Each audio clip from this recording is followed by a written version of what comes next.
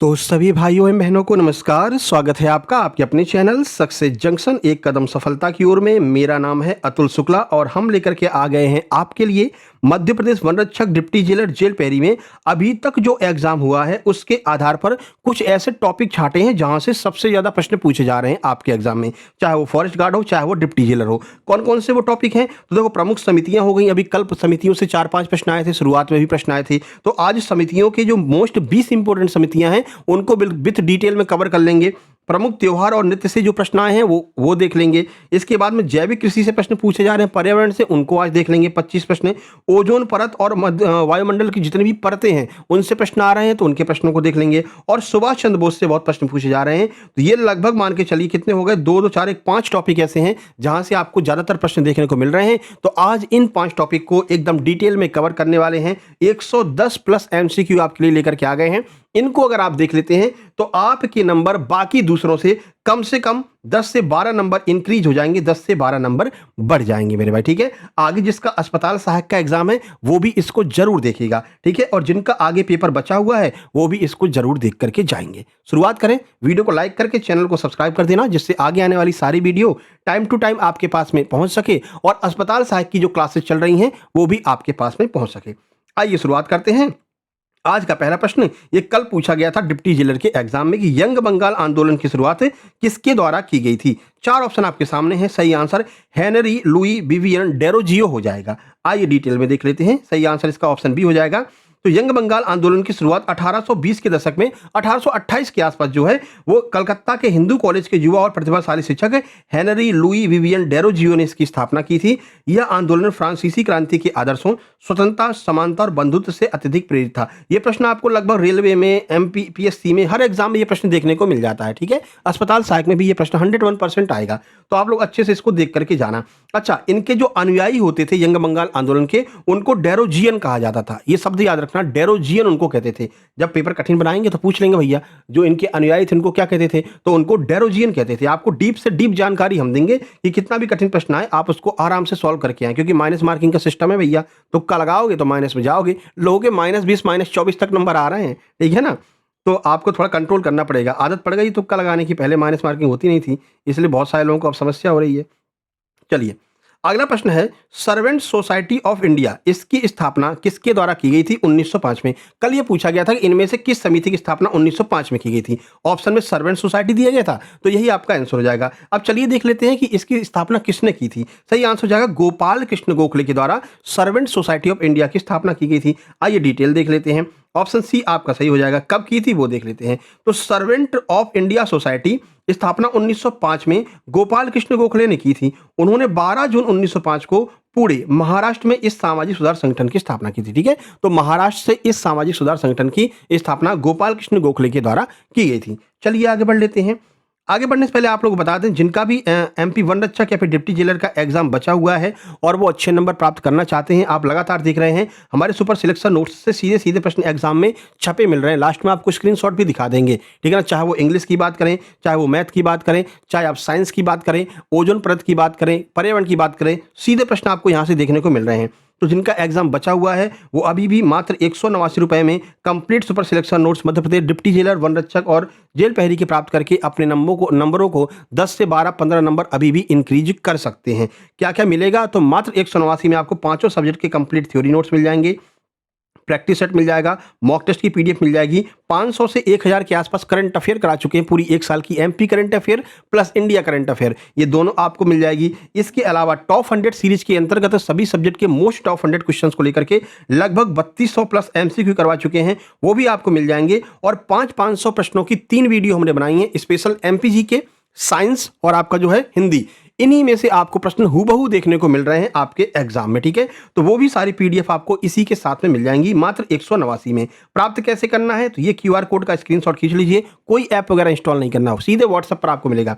इसी पर आपको 189 का पेमेंट करना है। उस पेमेंट का स्क्रीनशॉट इस व्हाट्सएप नंबर 7052547003 इस पर आपको सेंड कर देना है। जैसे आप स्क्रीनशॉट सेंड करेंगे तुरंत की तुरंत कंप्लीट सुपर सिलेक्शन नोट्स आपको सेंड कर दी जाएंगे और आपको व्हाट्सएप ग्रुप की लिंक भी मिल जाएगी, जिस पर क्लिक करके आप व्हाट्सएप ग्रुप ज्वाइन कर लेंगे, जहां पर आगे के सारे नोट्स, पीडीएफ और एग्जाम एनालिसिस की पीडीएफ भी आपको मिलती रहेगी। इसके अलावा अगर आपका अस्पताल सहायक का एग्जाम है तो मात्र 149 रुपए में आपको पूरा स्टडी मटेरियल मिल रहा है। पांचों सब्जेक्ट के कंप्लीट थ्योरी नोट्स, लगभग 8 प्रैक्टिस सेट करवा चुके हैं तो पूरे प्रैक्टिस सेट, लगभग 950 एमसीक्यू अभी तक करवा चुके हैं टॉपिक वाइज, वो 950 एमसीक्यू पूरा आपको मिलने वाला है। और एग्जाम तक 15 प्रैक्टिस सेट और कम से कम 2500 के आसपास एमसीक्यू आपको मिल जाएंगे, जो आपके इस एग्जाम के सिलेक्शन में रामबाण का काम करेंगे, एकदम फाइनल सिलेक्शन आपको दिलाकर रहेंगे। कैसे प्राप्त करना है, वही इसका स्क्रीनशॉट खींचकर इसी पर 149 का पेमेंट करके उसका स्क्रीनशॉट इस व्हाट्सएप नंबर 7052547003 सेव कर लेना सक्सेस जंक्शन के नाम से, इसी पर स्क्रीनशॉट भेज देना।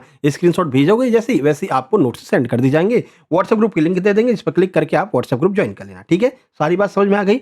तो नंबर अच्छे प्राप्त करना है तो तुरंत शुक्ला सर के सुपर सिलेक्शन नोट्स जरूर ले लीजिए। चलिए प्रश्न नंबर 3 की ओर चलते हैं। प्रश्न नंबर 3 है 1828 में ब्रह्म समाज की स्थापना किसके द्वारा की गई थी? ये 4 ऑप्शन आपके सामने हैं। तो ब्रह्म समाज की स्थापना किसने की थी? आंसर हो जाएगा राजा राम मोहन राय। अभी ये प्रश्न आया नहीं है लेकिन आगे जरूर आएगा। तो राजा राम मोहन राय के द्वारा इसकी स्थापना की गई थी। डिटेल देख लेते हैं। ब्रह्म समाज की स्थापना 20 अगस्त 1828 को राजा राम मोहन राय और द्वारकानाथ टैगोर ने कलकत्ता में की थी। अच्छा, मुख्य उद्देश्य क्या था? तो इसका मुख्य उद्देश्य हिंदू धर्म में सुधार करना, एकेश्वरवाद का प्रचार करना, यानी कि ईश्वर एक है, ठीक है, और सती प्रथा, मूर्ति पूजा जैसी सामाजिक बुराइयों को दूर करना, यह इसका मुख्य उद्देश्य था। राजा राम मोहन राय के प्रयासों से ही सती प्रथा को समाप्त कर दिया गया। ठीक है, आगे बढ़ते हैं। प्रश्न नंबर 4 ये रहा आपके सामने। अच्छा, राजा राम मोहन राय को राजा की उपाधि किसने दी थी? क्या किसी को यह प्रश्न पता है? अगर पता हो तो कमेंट बॉक्स में कमेंट कीजिए। वीडियो के लास्ट में हम आपको बता देंगे अगर हमको याद रहा तो, ठीक है, नहीं तो अगले वीडियो में बता देंगे, बता जरूर देंगे। ठीक है, हम देखना चाहते हैं भाई आपकी कितनी तैयारी है, आप एग्जाम देने जा रहे हो ना, तो बताओ राजा राम मोहन राय को राजा की उपाधि किसने दी थी। अगला, आर्य समाज की स्थापना ये किस वर्ष हुई थी? 4 ऑप्शन आपके सामने, सही आंसर हो जाएगा आपका ऑप्शन नंबर ए। ये भी प्रश्न आपका एग्जाम में पूछा गया है, जेल पहरी में ही। 1875 में आर्य समाज की स्थापना हुई थी। आइए डिटेल देख लेते हैं। तो आर्य समाज एक प्रमुख हिंदू सुधार आंदोलन है जिसकी स्थापना स्वामी दयानंद सरस्वती ने 10 अप्रैल 1875 को बंबई, जो वर्तमान में मुंबई के नाम से फेमस है, इस यहाँ पर की थी। इस समाज का प्रमुख नारा वेदों की ओर लौटो था और इसने छुआछूत तथा जातिवाद का कड़ा विरोध किया था। तो ये सारी बातें आपको ध्यान रखनी है। देखने के लिए 110 प्रश्न है मेरे भाई। जब आप इनके फैक्ट को कवर करोगे ना तो लगभग 350 के आसपास आप फैक्ट कवर कर रहे होंगे। इस 110 प्रश्न में ही 350 प्रश्न आपको मिल जाएंगे, है ना। चलो आगे बढ़ते हैं। अगला है प्रश्न नंबर 5, ये रहा आपके सामने। रामकृष्ण मिशन की स्थापना किसके द्वारा की गई थी? सबको पता है, स्वामी विवेकानंद जी के द्वारा रामकृष्ण मिशन की स्थापना की गई थी। इनको हम बहुत ज्यादा मानते हैं, इसलिए आपने देखा भी होगा हमारे वीडियो की शुरुआत में हम सभी भाइयों बहनों को नमस्कार कहते हैं, ठीक है ना। भाइयों बहनों शब्द का यूज इन्होंने किया था कहां पर? शिकागो धर्म सम्मेलन में, जिसको मतलब कि बहुत सारे लोग आ रहे थे, कोई जेंटलमैन कह रहा था, कोई कुछ भी कह रहा था, इन्होंने मेरे अमेरिकी भाइयों बहनों इस शब्द से शुरुआत की थी, जिससे कि पूरा जो वहां के लोग थे वो बहुत ज्यादा प्रभावित हुए थे। ठीक है, तो शिकागो धर्म सम्मेलन फेमस हो चुका है, आप सबको पता है। चलिए, तो स्वामी रामकृष्ण मिशन की स्थापना 1 मई 1897 को स्वामी विवेकानंद ने अपने गुरु श्री रामकृष्ण परमहंस की स्मृति में की थी। इनका मुख्यालय पश्चिम बंगाल के बेलूर मठ में स्थित है। यह संस्था वेदांत दर्शन और सामाजिक सेवा के कार्यों के लिए जानी जाती है। आगे बढ़ें, अगला प्रश्न देखते हैं। यह रहा प्रश्न नंबर 6 आपके सामने। सत्यशोधक समाज की स्थापना महाराष्ट्र में किसके द्वारा की गई थी? 4 ऑप्शन आपके सामने हैं। यह प्रश्न भी बहुत ज्यादा महत्वपूर्ण है। सही आंसर ऑप्शन बी हो जाएगा। महात्मा ज्योतिबा फुले के द्वारा जो है सत्यशोधक समाज की स्थापना की गई थी। देखिए, सत्यशोधक समाज, जिसका अर्थ है सत्य की खोज करने वाला समाज, की स्थापना 24 सितंबर 1873 को पुणे में महात्मा ज्योतिराव फुले के द्वारा की गई थी। इसका मुख्य उद्देश्य शूद्रों, अतिशूद्रों, महिलाओं को ब्राह्मणवादी शोषण और सामाजिक भेदभाव से मुक्त कराना, यह इसका मुख्य उद्देश्य था। प्रश्न नंबर 7 देखिए, प्रार्थना समाज के प्रमुख संस्थापक कौन थे? किसने प्रार्थना समाज की स्थापना की थी? बताइए। ये रहे 4 ऑप्शन आपके सामने। चलिए आंसर की ओर चलते हैं। सही आंसर ऑप्शन ए हो जाएगा। आत्माराम पांडुरंग ने इसकी स्थापना की थी। देखिए, प्रार्थना समाज की स्थापना 1867 में बंबई में डॉक्टर आत्माराम पांडुरंग ने केशव चंद्र सेन की प्रेरणा से की थी। बाद में महादेव गोविंद रानडे, जिन्हें हम एमजी रानडे कहते हैं, कि इसमें शामिल होने के बाद यह संस्था पूरे पश्चिम भारत में काफी ज्यादा लोकप्रिय हो गई थी। आगे बढ़े, 8 नंबर प्रश्न देखते हैं। ये रहा, कह रहे भारत में थियोसॉफिकल सोसाइटी का मुख्यालय कहां पर स्थित है? सही आंसर ऑप्शन सी हो जाएगा। अड्यार मद्रास में थियोसॉफिकल सोसाइटी का मुख्यालय स्थित है। आइए देखते हैं। तो मूल रूप से 1875 में न्यूयॉर्क अमेरिका में मैडम HP ब्लावस्की और कर्नल HS ऑलकोट के द्वारा इसकी स्थापना की गई थी। 1882 में इसका अंतर्राष्ट्रीय मुख्यालय भारत के मद्रास, चेन्नई में अड्यार नामक स्थान पर स्थानांतरित कर दिया गया। भारत में इसे एनी बेसेंट ने काफी ज्यादा लोकप्रिय बनाया था।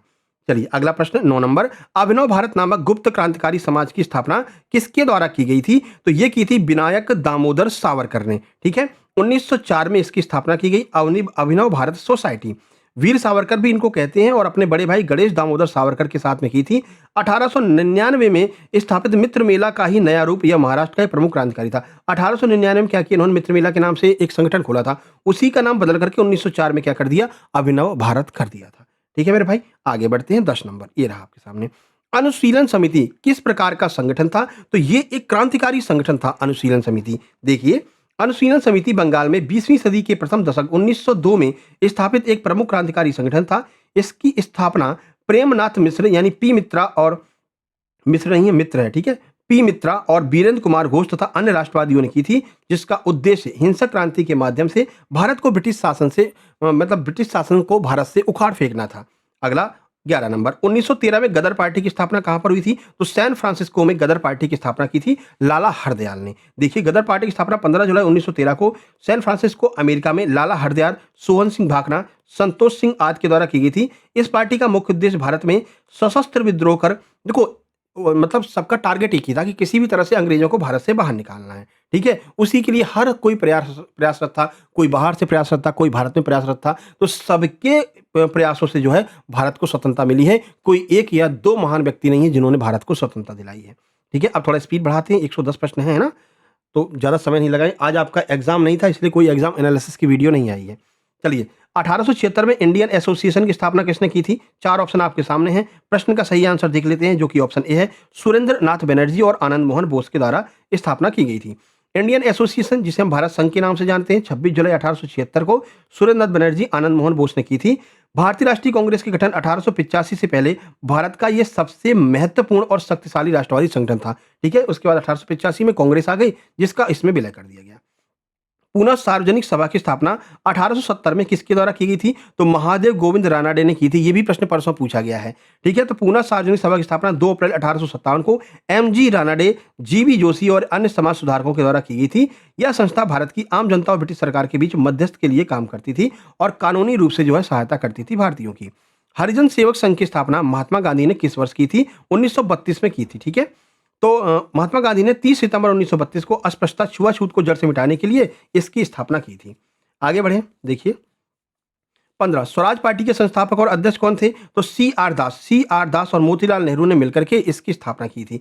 1 जनवरी 1923 को सी आर दास मतलब स्वराज पार्टी की स्थापना देशबंधु चित्तरंजन दास और मोतीलाल नेहरू ने की थी। सी आर दास इसके अध्यक्ष थे और मोतीलाल नेहरू इसके सचिव थे। आपसे अध्यक्ष के बारे में पूछा है तो आप सी आर दास लगाएंगे, सचिव के बारे में पूछते तो मोतीलाल नेहरू लगाते। ठीक है, आगे बढ़ते हैं। अगला देखिए, अच्छा इनका उद्देश्य क्या था? इनका उद्देश्य ये था कि भाई अब हम लोग विधान परिषदों में प्रवेश करेंगे। जैसे आपने आप पार्टी देखी थी, आप पार्टी शुरुआत कैसे हुई? अन्ना हजारे का जो आंदोलन था, वहां से आप पार्टी बनी और आज आप पार्टी जो है कितनी फेमस हो गई है। तो यही इनका भी उद्देश्य था, आंदोलन करेंगे और विधान परिषदों में पहुंचेंगे। ठीक है, 16 नंबर, 1939 में ऑल इंडिया फॉरवर्ड ब्लॉक की स्थापना किसने की थी? तो सुभाष चंद्र बोस के द्वारा इसकी स्थापना की गई थी। 1939 में। वही जबलपुर में त्रिपुरी अधिवेशन हुआ, वहां पर इनका मतभेद हो गया गांधी जी के साथ में, फिर ये बाहर निकल आए, उसकी अध्यक्षता छोड़ दी। ये आपको बहुत अच्छे से हम कई बार बता चुके हैं, है ना। 3 मई 1939 को फॉरवर्ड ब्लॉक की इन्होंने स्थापना कर दी थी। अभी सुभाष चंद्र बोस के ऊपर अलग से पूरा हमने एक चैप्टर ही ले लिया है, 20-25 प्रश्न कर लेंगे क्योंकि वहां से भी प्रश्न ज्यादा आ रहे हैं। अलीगढ़ में साइंटिफिक सोसाइटी की स्थापना किसने की थी? 4 ऑप्शन ये रहे, बताइए साइंटिफिक सोसाइटी की स्थापना किसके द्वारा की गई? सही आंसर हो जाएगा सर सैयद अहमद खान के द्वारा साइंटिफिक सोसाइटी की स्थापना की गई थी। ये पूरा डिटेल है, ये आप अच्छे से पढ़ लेना। 18, तत्वबोधिनी सभा की स्थापना 1839 में किसके द्वारा की गई थी? तो देवेंद्र नाथ टैगोर ने तत्वबोधिनी सभा की स्थापना की थी। कब? 1839 में। ठीक है, ये रोक दे रहे हैं, वीडियो पॉज करना, आराम से डिटेल पढ़ लेना, है ना। अभी हम पूरा पढ़ के सुनाएंगे तो मेरे भाई वीडियो कम से कम 1.5 घंटे की बन जाएगी। हमारा उद्देश्य यह है कि कम समय में आपको ज़्यादा से ज़्यादा वो जानकारी दे सके जो आपके एग्जाम में छपने वाले हैं। 19, मद्रास महाजन सभा की स्थापना किस वर्ष हुई थी? 1884 में मद्रास महाजन की स्थापना हुई थी। ठीक है, तो ये आपको डिटेल देख लीजिए। वीर राघवाचार्य ने जी सुब्रमण्यम अय्यर और पी आनंदाचार्य के साथ मिल करके जो है मद्रास महाजन सभा की स्थापना की थी। ठीक है, ये प्रश्न शायद परसों आया था 2 शिफ्ट में, है ना, जेल पे इसमें डिप्टी जेलर के शाम को डिप्टी जेलर का एग्जाम होता है, तो डिप्टी जेलर में ये प्रश्न पूछे जा रहे हैं।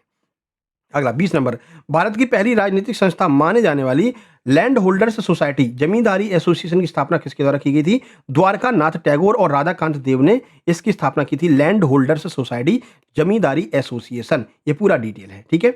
तो इस तरह से आपके लगभग 20 प्रश्न सोसाइटी और समाज वाले कंप्लीट होते हैं। अब हम यहाँ पर देखेंगे जो प्रमुख लोक नृत्य और त्योहार जो पूछे जा रहे हैं और जो भी पूछे गए हैं, ठीक है। तो पहला प्रश्न है, ये प्रश्न आपके एग्जाम में पूछे गए हैं, ठीक है। लावड़ी वाला हो गया, है ना, और आपका फाग महोत्सव हो गया, परसों ही पूछा गया था। देखिए, तो प्रसिद्ध लोक नृत्य लावड़ी किस भारतीय राज्य से संबंधित है? तो ये महाराष्ट्र से संबंधित है लावड़ी लोक नृत्य, ठीक है। देखिए, तो लावड़ी महाराष्ट्र का प्रसिद्ध लोक नृत्य है। यह पारंपरिक गीत और नृत्य का एक संयोजन है जो विशेष रूप से नौवारी साड़ी पहनकर ढोलक की तेज ताल पर जो है इसको किया जाता है। ये फाग वाला कल की शाम को पूछा गया था। कह रहे हैं फाग नृत्य मुख्य रूप से किस राज्य में बसंत ऋतु और होली के अवसर पर किया जाता है? सेम टू सेम बिल्कुल ऐसा ही पूछा गया था, ठीक है, कल शाम को। तो सही आंसर आपका हो जाएगा, इसको हम हरियाणा में मनाते हैं, ठीक है। देखिए, तो फाग नृत्य हरियाणा का एक पारंपरिक लोक नृत्य है। यह मुख्य रूप से कृषक समुदाय द्वारा बसंत ऋतु के आगमन पर फागुन महीने में होली के आसपास जो है होली का जश्न ये लोग फाग मना करके मनाते हैं, ठीक है। अगला, ये बिहू भी पूछा गया है। ये तो लगभग हर एग्जाम में ही पूछा जाता है, लेकिन अभी ये जेल पैरी में भी आया था कि बिहू उत्सव मुख्य रूप से किस राज्य में मनाया जाता है? तो बिहू जो है वो असम राज्य में मनाया जाता है। जिन लोगों का एग्जाम हो चुका है वो लोग देख रहे होंगे अगर, तो उनको पता चल रहा होगा कि हाँ सर, ये क्वेश्चन तो हमारे एग्जाम में टकराया था, ठीक है। चलिए देखिए, तो बिहू जो है वो असम का सबसे प्रमुख त्योहार लोक नृत्य है। यह साल में 3 बार मनाया जाता है। कौन सा? एक तो रोगाली बिहू, ये बसंत में मनाते हैं। कंगाली बिहू ये शरद ऋतु मनाते हैं। और भोगाली बिहू जो है वो सर्दियों में फसल कटाई के समय मनाया जाता है। तो 3 ये बिहू मनाए जाते हैं। तीनों बिहू और इनका टाइम याद रखना है आपको, ठीक है। बाकी आपकी जो एमपी में एग्जाम आने वाला है ना, 100 नंबर का अलग से आहर्ता परीक्षा ले रहे हैं एलिजिबिलिटी टेस्ट के लिए, जिसमें एमपी जीके में पास होना अनिवार्य है, उसके लिए हम बहुत ही बेहतरीन नोट्स तैयार कर रहे हैं धीरे धीरे, ठीक है। क्योंकि उसमें हम ये भी देख रहे हैं कि अभी जो किस तरह के एग्जाम में प्रश्न पूछे गए हैं, तो इन प्रश्नों को भी उसमें शामिल कर लेंगे, है ना। तो एमपीजी के हिंदी जितना भी पूरा चैप्टर दिया गया है, जितने भी सब्जेक्ट हैं, सबको मिला करके बढ़िया से नोट्स तैयार कर रहे हैं। तो थोड़ा सा वेट कर लीजिए, आपको कम कीमत पर अच्छे नोट्स जो है हम प्रोवाइड कराएंगे। हॉर्नबिल महोत्सव, जिसे त्योहारों का त्योहार भी कहा जाता है, किस राज्य में मनाया जाता है? तो हॉर्नबिल महोत्सव नागालैंड में मनाते हैं। कहां पर? नागालैंड में। देखिए, तो हॉर्नबिल महोत्सव 1 से 10 दिसंबर तक नागालैंड में मनाते हैं। इसका उद्देश्य सभी नागा जनजातियों की समृद्धि और संस्कृति की परंपराओं को बताना है। राउफ किस राज्य या फिर केंद्र शासित प्रदेश का लोक नृत्य है? तो राउफ को आप जानते हैं जम्मू कश्मीर का फेमस लोक नृत्य है। ये जो है कब किया जाता है? महिलाओं के द्वारा बसंत ऋतु के दौरान और ईद तथा रमजान जैसे प्रमुख त्योहारों पर इसका जो है आयोजन करते हैं। अगला देखिए 6 नंबर, चेराव नृत्य, जिसे बांस नृत्य भी कहते हैं, मोस्ट इंपोर्टेंट है। बांस नृत्य के नाम से जाना जाता है, किस राज्य से संबंधित है? तो ये आपको मिजोरम में देखने को मिल जाता है चेराव नृत्य, ठीक है। ये पूरा डिटेल है, आप देख लेना। 7 नंबर, गरबा। गरबा किस, ये भी पूछा गया है आपकी इसी जेल पैरी में, गरबा किस राज्य का लोकप्रिय लोक नृत्य है जिसे नवरात्रि के दौरान किया जाता है? तो भाई गरबा कहाँ पर किया जाता है? 4 ऑप्शन है, आप सब जानते हैं। गरबा हम कहाँ पर? गुजरात में देखने को मिलता है। तो गरबा गुजरात का सबसे प्रसिद्ध पारंपरिक नृत्य है। इसे नवरात्रि के 9 दिनों तक देवी दुर्गा की आराधना में गोलाकार घेरे में किया जाता है। इसे यूनेस्को की अमूर्त धरोहर सूची में भी शामिल किया गया है। अगला प्रश्न नंबर 8 है, पोंगल मुख्य रूप से किस राज्य का कृषि पर्व है? तो पोंगल कहां पर मनाते हैं? तमिलनाडु में पोंगल मनाते हैं। आगे बढ़ेंगे। 9, प्रसिद्ध नौका दौड़ जो है वो बोट रेस किस त्योहार के मुख्य आकर्षण के रूप में मनाई जाती है?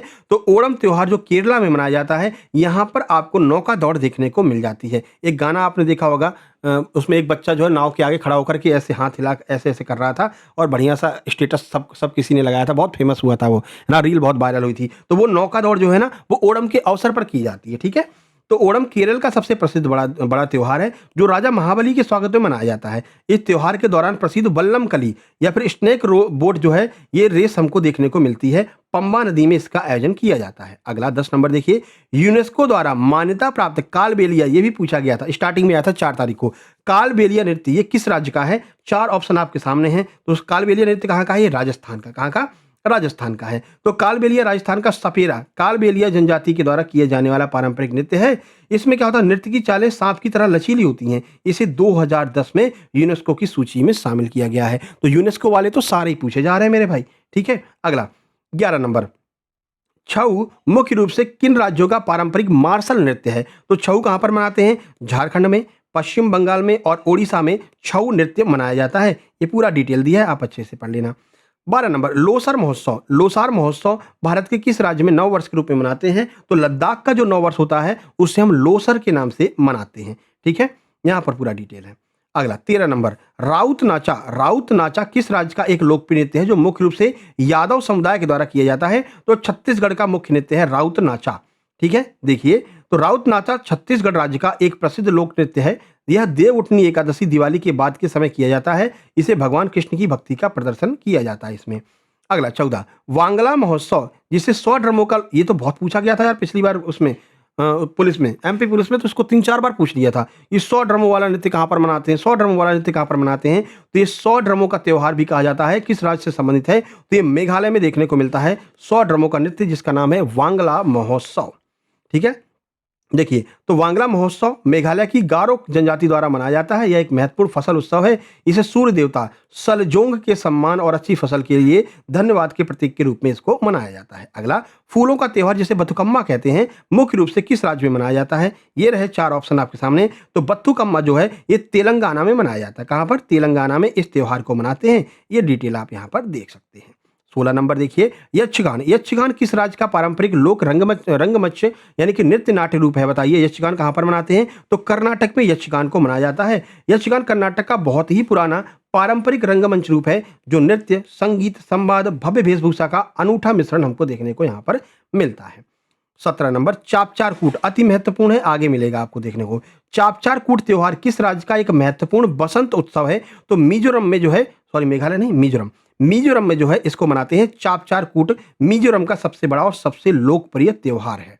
अगला 18 नंबर देखिए, 18 है होजागिरी। होजागिरी लोक नृत्य किस राज्य के रियांग समुदाय के द्वारा किया जाता है? तो ये त्रिपुरा के रियांग समुदाय के द्वारा होजागिरी नृत्य किया जाता है। यह बात आपको अच्छे से ध्यान रखना है। ठीक है, अपने सिर पर बोतल या फिर मिट्टी का घड़ा रख करके अद्भुत शारीरिक संतुलन के साथ में यह नृत्य किया जाता है।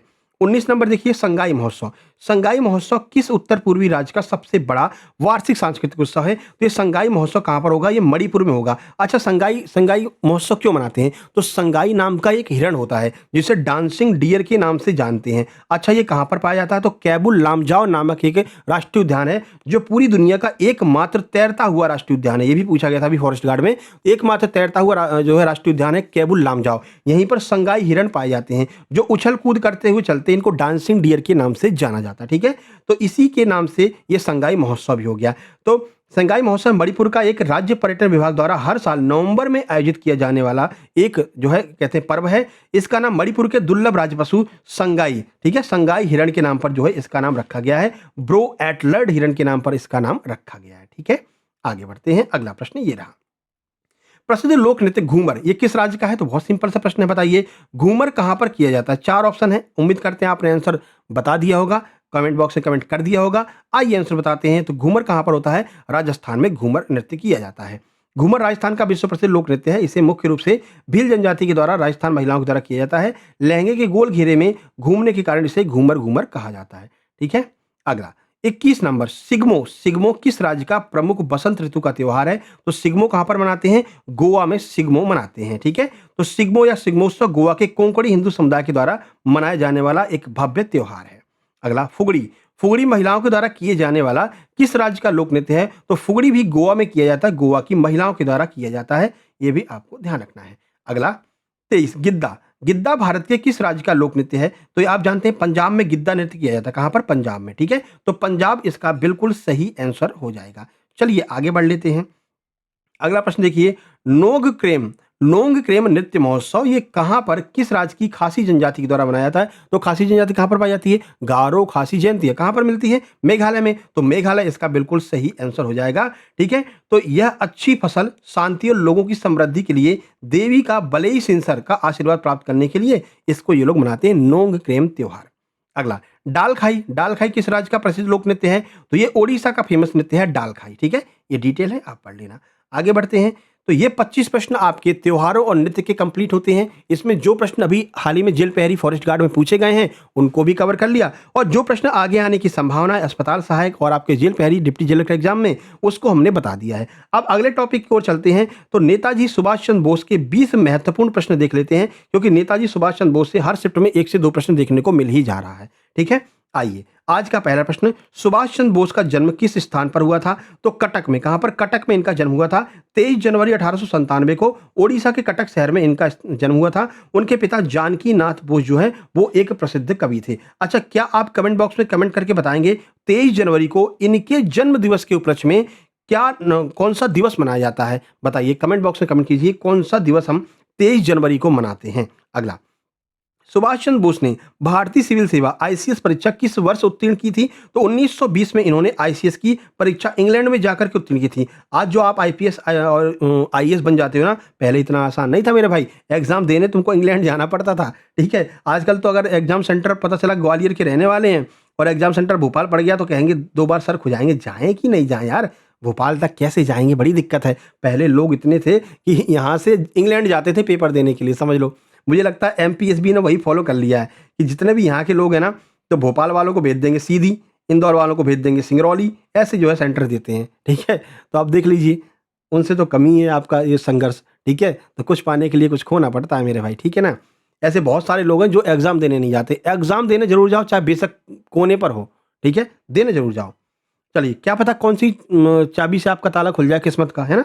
तो जरूर देने जाना चाहिए। नेताजी सुभाष चंद्र बोस के राजनीतिक गुरु कौन थे? तो चित्तरंजन दास जो हैं वो इनके राजनीतिक गुरु थे, ये आपको ध्यान रखना है। गोपाल कृष्ण गोखले महात्मा गांधी के थे, ठीक है। दोनों में फर्क है, ध्यान रखना।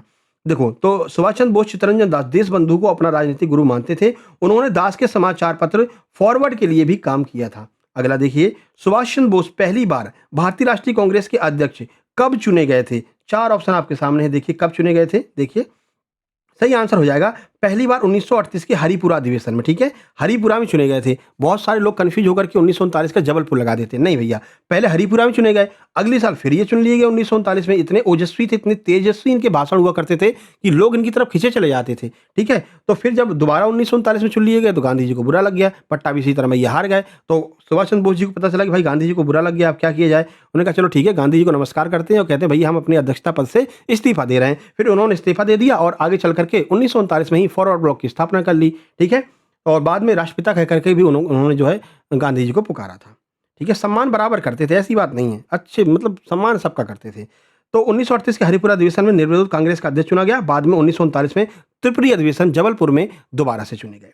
किस कांग्रेस अधिवेशन में सुभाष चंद्र बोस ने गांधी जी के उम्मीदवार पट्टाभी सीतारमैया को हरा दिया था? तो त्रिपुरी अधिवेशन जो जबलपुर वाला 1939 वाला है, इसमें इन्होंने इनको हरा करके जीत हासिल की थी, जिसके बाद गांधी जी ने इसे अपनी व्यक्तिगत हार बताया था। चलिए 6 नंबर, कांग्रेस छोड़ने के बाद सुभाष चंद्र बोस ने 1939 में कौन सी पार्टी स्थापना की? तो फॉरवर्ड ब्लॉक की स्थापना की थी, अभी आपको बता दिया था, है ना। ये रहा, डिटेल देख लेना। 7, तुम मुझे खून दो मैं तुम्हें आजादी दूंगा, ये नारा नेताजी ने कहां से दिया था? तो ये नारा इन्होंने बर्मा से दिया था, बर्मा म्यांमार, ठीक है। जो आज का म्यांमार है पहले बर्मा हुआ करता था, तो बर्मा से इन्होंने 1944 में ये नारा दिया था कि तुम मुझे खून दो मैं तुम्हें आजादी दूंगा। भारतीय राष्ट्रीय सेना INA के सैनिकों को संबोधित करते हुए उन्होंने यह वक्तव्य कहा था। सुभाष चंद्र बोस को देश नायक की उपाधि किसने दी थी? तो रविन्द्रनाथ टैगोर, गुरुजी रविन्द्रनाथ टैगोर ने देश नायक की उपाधि इनको दी थी। शांति निकेतन में एक स्वागत समारोह के दौरान रविन्द्रनाथ टैगोर ने सुभाष चंद्र बोस को देश नायक कह करके संबोधित किया था। और 9 नंबर देखिए, सुभाष चंद्र बोस ने अंडमान और निकोबार द्वीपों का नाम बदल करके क्या रखा था? तो इन्होंने अंडमान और निकोबार द्वीप समूह का नाम बदल करके शहीद और स्वराज रख दिया था, क्रमशः, ध्यान रखना क्रमशः, ठीक है। तो अंडमान का नाम शहीद, निकोबार का नाम स्वराज, ध्यान रखना। आगे बढ़े, देखिए, दिल्ली चलो ये नारा किसने दिया था? तो सुभाष चंद्र बोस जी ने दिया था, नेताजी ने दिया था। 5 जुलाई 1943 को सिंगापुर के टाउन हॉल के सामने सेना को संबोधित करते हुए दिल्ली चलो का नारा दिया था। 11 नंबर, सुभाष चंद्र बोस के द्वारा लिखित प्रसिद्ध पुस्तक का नाम क्या है? तो इन्होंने द इंडियन स्ट्रगल, ये पुस्तक अभी पूछी गई है जेल पैरी में, ठीक है। तो द इंडियन स्ट्रगल इनकी पुस्तक है। 1920 से 1942 तक इन्होंने जो है इसके बारे में पूरा लिखा था। आगे बढ़ते हैं, तो 1920 से 1942 तक जो भी स्वतंत्रता आंदोलन में जो कुछ भी हुआ वो सारी बातें इन्होंने इंडियन स्ट्रगल में लिखा है। आजाद हिंद फौज INA की स्थापना मूल रूप से किसके द्वारा की गई थी? तो कैप्टन मोहन सिंह ने इसकी स्थापना की थी, ठीक है ना। बाद में सुभाष चंद्र बोस जी को इसका जो है मुख्य बना दिया गया था। देखिए, INA के विचार सबसे पहले कैप्टन मोहन सिंह के नाम मन में आया था, बाद में रास बिहारी बोस ने इसकी कमान संभाली और 1943 में सुभाष चंद्र बोस को कमान सौंपी गई। ये प्रश्न आपके अभी फॉरेस्ट गार्ड में पूछा है कि सुभाष चंद्र बोस ने INA की कमान कब सौंपी थी, मतलब कब संभाली थी? तो 1943 में संभाली थी, ठीक है। एग्जैक्ट ये डेट भी दी हुई थी। 13, महात्मा गांधी को राष्ट्रपिता कहकर के पुकारने वाले पहले व्यक्ति कौन थे? तो ये सुभाष चंद्र बोस थे, जिन्होंने महात्मा गांधी को राष्ट्रपिता कहकर के पुकारा था। 6 जुलाई 1944 को सिंगापुर के रेडियो से एक भाषण के दौरान उन्होंने इनको राष्ट्रपिता कहा था। अगला 14, सुभाष चंद्र बोस को नेताजी की उपाधि सबसे पहले कहाँ पर दी गई थी? तो जर्मनी में इनको नेताजी की उपाधि दी थी। तो 1942 में जर्मनी में आज़ाद हिंद रेडियो की स्थापना के दौरान वहाँ के भारतीय सैनिकों और लोगों ने उन्हें नेताजी की उपाधि दी थी, ठीक है? तो नेताजी की उपाधि किसने दी थी? वहाँ के लोगों ने दी थी, जर्मनी के लोगों ने। हिटलर से मिलके चले आए थे, ठीक है? हल्के-फुल्के मत लेना। सुभाष चंद्र बोस के लापता होने की जाँच कौन-सा आयोग गठित किया गया था? ये लापता हो गए भैया। लापता का मतलब इनको क्या है, इनको नज़रबंद करके रखा था कि ये बाहर नहीं निकल पाए, इनके भाषण बहुत खतरनाक होते हैं, क्रांतिकारी भाषण होते हैं। ये पता नहीं कैसे क्या करके वहाँ से जो है नज़रबंद से गायब हो गए थे, ठीक है? इसको द ग्रेट एस्केप कहा जाता है, द ग्रेट एस्केप। ये कल पूछा था। द ग्रेट एस्केप की घटना किससे संबंधित है? तो नेताजी सुभाष चंद्र बोस से संबंधित है। तो इसके लिए कौन-सी आयोग की स्थापना की गई? मुखर्जी आयोग की स्थापना की गई थी, जब ये लापता हो गए थे। तो भारत सरकार ने समय-समय पर शाहनवाज समिति, खोसला आयोग और अंत में 1999 में न्यायमूर्ति एम के मुखर्जी आयोग का गठन किया, जो उनकी मृत्यु के रहस्य के मतलब इनकी मृत्यु कैसे हुई, कब हुई, कोई पता ही नहीं पड़ पाया। आज तक ये रहस्य है। एक ऐसे व्यक्ति हैं और एक अपने जो है लाल बहादुर शास्त्री हैं। इन दोनों लोगों की मृत्यु का कुछ पता ही नहीं चल पाया। आज तक बहुत ज़्यादा समितियाँ बनाई गई, सब कुछ बनाया गया, लेकिन अता-पता नहीं चल पाया भैया। ठीक है, अगला 16 नंबर। कुछ लोग कहते हैं नेताजी को कुछ दिन पहले देखा गया था आंदोलन में, ठीक है ना? तो नेताजी सुभाष चंद्र बोस की जयंती 23 जनवरी को किस दिवस के रूप में मनाया जाता है? देखो प्रश्न आ ही गया है, ठीक है? तो पराक्रम दिवस के रूप में हम इसको मनाते हैं। लेटेस्ट में घोषणा की गई है 2021 में, ठीक है? अगला, सुभाष चंद्र बोस ने किस वर्ष ग्रेट एस्केप कलकत्ता से पलायन किया था? महत्वपूर्ण प्रश्न है, ठीक है? तो द ग्रेट एस्केप 1941 में किया था। इनको नज़रबंद करके रख दिया और वो वहाँ से फरार हो गए। तो जनवरी 1941 में सुभाष चंद्र बोस अंग्रेजों की नज़रबंदी से बच करके जियाउद्दीन के वेश में कलकत्ता से पेशावर और फिर जर्मनी भाग गए थे, ठीक है? अगला 18, आज़ाद हिंद फौज की महिला रेजिमेंट का क्या नाम था? बहुत महत्वपूर्ण प्रश्न है ये, कई बार पूछा गया है। तो झांसी की रानी के नाम पर जो है इन्होंने रखा था, झांसी की रानी रेजिमेंट। ये एमपी पुलिस में भी पूछा गया था। अगला 1943 में ये रेजिमेंट बनाई थी। प्रश्न 19, सुभाष चंद्र बोस ने स्वतंत्र भारत की अंतरिम सरकार, इसकी घोषणा कहाँ पर की थी? तो स्वतंत्र भारत की जो अंतरिम सरकार है वो उन्होंने सिंगापुर में बना दी थी। ये भारत स्वतंत्र हो गया, उसकी सरकार यहाँ पर चल रही है। 1943, 21 अक्टूबर 1943 को उन्होंने भारत की सरकार सिंगापुर से चालू कर दी थी। 20 नंबर, नेताजी सुभाष चंद्र बोस के नाम पर अंतर्राष्ट्रीय हवाई अड्डा, ये कहाँ पर है? तो कोलकाता का जो अंतर्राष्ट्रीय हवाई अड्डा है वो दमदम हवाई अड्डे का नाम बदल करके नेताजी सुभाष चंद्र बोस हवाई अड्डा कर दिया गया है। यह बात आपको ध्यान रखनी है। चलें आगे बढ़ते हैं। अच्छा, अब देखो जैविक कृषि, साइंस की ओर भी थोड़ा चल लेते हैं। साइंस के कुछ टॉपिक है जहाँ से ज़्यादा प्रश्न पूछे जा रहे हैं। तो एक तो जैविक कृषि है, पारिस्थितिकी तंत्र है। पारिस्थितिकी तंत्र में ऊर्जा का प्रवाह कैसे होता है? 10% लिंडमैन का नियम बहुत पूछा जा रहा है। ओजोन ओजोन परत और वायुमंडल की जो परतें हैं, यहाँ से बहुत प्रश्न पूछे जा रहे हैं। तो टॉप 25 प्रश्न इन टॉपिक्स से जो है हम छाँट करके ले आए हैं, जो अभी पूछे गए हैं और जो आगे पूछे जाएँगे, ठीक है? आइए पहला प्रश्न देखते हैं। वीडियो को लाइक करते चलना भाई, बार-बार बोल नहीं रहे हैं तो इसका ये मतलब नहीं कि आप लोग लाइक नहीं करोगे। जल्दी से सब्सक्राइब कर दो और अपने दोस्तों के पास शेयर कर देना कि अगर अच्छा पढ़ना है, कंटेंट वही पढ़ना जो एग्जाम में आएगा, तो सक्सेस जंक्शन चैनल पर जरूर चलो। आज सुबह हमने प्रैक्टिस सेट नंबर 8 कराया है अस्पताल सहायक का, आप लोग जरूर देख लेना। भारत का पहला पूर्ण जैविक खेती वाला राज्य कौन सा है? करंट अफेयर का है, 2016 में घोषित किया गया था। सिक्किम जो है पहला ऐसा राज्य है जिसमें पूरी खेती जैविक होती है। जैविक का मतलब जानते हो? कोई भी आपका जो यूरिया, फास्फोरस, इन सब का प्रयोग नहीं किया जाएगा। शुद्ध देसी कृषि, देसी जो खाद होती है उसका प्रयोग करेंगे, ठीक है? जहां रासायनिक उर्वरक और कीटनाशकों के उपयोग पर पूर्णतः प्रतिबंध लगा दिया कि अब कोई रासायनिक उर्वरक का प्रयोग नहीं करेगा, क्योंकि बहुत सारी बीमारियां इसकी वजह से फैल रही हैं। नंबर 2, जैविक खेती में बर्मी कंपोस्ट तैयार करने के लिए मुख्य रूप से किसका उपयोग किया जाता? केंचुआ का। सेम टू सेम यही प्रश्न आया था बर्मी कंपोस्ट से, ठीक है? परसों या नरसों के एग्जाम एनालिसिस में हमने आपको कराया था। बर्मी कंपोस्ट में किसका प्रयोग करते हैं? केंचुए का प्रयोग करते हैं, ठीक है? देखिए, इसे किसान मित्र भी कहते हैं। तो बर्मी कंपोस्ट या केंचुआ खाद एक उत्कृष्ट जैविक कृषि है, जैविक उर्वरक है। केंचुए जैविक कचरे जैसे गोबर, सूखी पत्तियों को खा करके उसे उच्च गुणवत्ता वाली खाद में बदल देते हैं, जिससे मिट्टी की उपजाऊ क्षमता बढ़ जाती है। और ये क्या करते हैं कि मिट्टी के अंदर अंदर घूम करके मिट्टी को एकदम खोखला यानी कि पोला कर देते हैं। तो इनको किसान मित्र भी कहा जाता है। अगला 3 नंबर, धान के खेतों में नाइट्रोजन की आपूर्ति के लिए किस जैव उर्वरक का प्रयोग किया जाता है? तो नाइट्रोजन की अगर आपूर्ति चाहिए धान की खेती में तो कौन सा जैव उर्वरक होता है? ये प्रश्न बहुत पूछते हैं। 4 ऑप्शन आपके सामने हैं। सही आंसर हो जाएगा एजोला नीलहरी शैवाल। जो एजोला नाम का नीलहरी शैवाल होता है वो नाइट्रोजन की पूर्ति करता है। कहां पर? धान के खेतों में। देखिए, तो धान के खेतों में पानी भरा रहता है। यहाँ एजोला एक प्रकार का जलीय फर्न और नीलहरी शैवाल का सहजीवी संबंध वायुमंडल में नाइट्रोजन को सोखकर मिट्टी में मिलाता है, जो चावल की फसल के लिए उपयोगी। सुनो, हम डिटेल में समझाते हैं होता क्या है। देखिए, ये है कोई धान का पौधा, ठीक है? अब यहाँ पर पूरा पानी भरा हुआ है, आप देखेंगे पानी में कभी कभी काई लग जाती है धान के पौधों में, वो अलग टाइप की काई होती है, तो वो काई नहीं होती है, वो एजोला होता है। एजोला क्या करता है, ये नील हरी शैवाल होता है। तो वायुमंडल में 78% नाइट्रोजन है, ये क्या करता है, इससे नाइट्रोजन सोख लेता है। अब ये नाइट्रोजन को सोखेगा, पानी में मिलाएगा और पानी से इस धान की फसल को जो है नाइट्रोजन देता है, जिससे कि धान की फसल और अच्छी उत्पादित हो सके। धान की फसल को नाइट्रोजन की आवश्यकता होती है, ठीक है। तो ये काम कौन करता है, एजोला नील हरित शैवाल के द्वारा ये काम किया जाता है। चलिए 4 नंबर, परंपरागत कृषि विकास योजना PKVY का मुख्य उद्देश्य क्या है, क्यों ये योजना चालू की गई। तो जैविक खेती को बढ़ावा देने के लिए यह योजना चालू की गई। आपसे पूछा जाएगा इनमें से कौन सी योजना जैविक खेती से संबंधित है, तो PKVY परंपरागत कृषि विकास योजना जैविक खेती से संबंधित है। भारत सरकार ने 2015 में इस योजना की शुरुआत की। मुख्य उद्देश्य क्लस्टर समूह बनाकर किसानों को जैविक खेती अपनाने और उनको प्रोत्साहित करने के लिए इसकी शुरुआत की गई थी। 5 नंबर देखिए, निम्नलिखित में से किसका उपयोग जैविक कृषि में नहीं किया, नहीं शब्द देखना, नहीं किया जाता, बताओ। तो किसका प्रयोग नहीं करते हैं जैविक कृषि में, देखो हरी खाद का करते हैं, बिल्कुल करते हैं, गोबर का करते हैं, नीम की खली का करते हैं, बिल्कुल करते हैं, यूरिया का प्रयोग नहीं किया जाता। तो जैविक खेती में यूरिया जो है इसका प्रयोग नहीं किया जाता है, यही हमसे पूछा है। 6 नंबर पर चलते हैं। देखो ये भी बहुत पूछा जाता है दलहनी फसल वाला, कि दलहनी फसलों में जो जड़ें होती हैं उसमें कौन सा जीवाणु पाया जाता है, ये आपके MP फॉरेस्ट गार्ड में पूछा गया है, ठीक है।